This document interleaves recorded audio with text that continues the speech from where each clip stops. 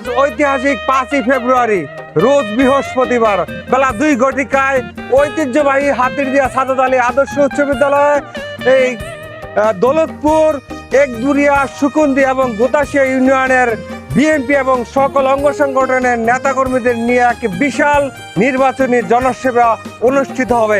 এখানে প্রধান অতিথি হিসেবে উপস্থিত থাকবেন সর্দার শাখাত হোসেন বকুল সাহেব, যিনি নরসিংদীর 4 মনোহরদী বেলাবরের দানের শীষের মনোনীত প্রার্থী।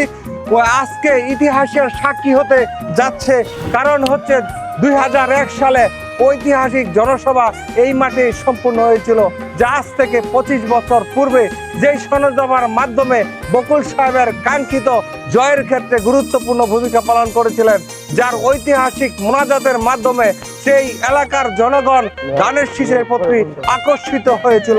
সেই ইতিহাসের সাক্ষী হতে আপনি প্রস্তুত আছেন কিনা? প্রস্তুত রয়েছে এই হাতিরদিয়া সাদাত আলী আদর্শ উচ্চ বিদ্যালয়ের মঞ্চটি। শামীম ব্যাপারী, ভালো লাগলে অবশ্যই লাইক, কমেন্ট, শেয়ার আশা করি।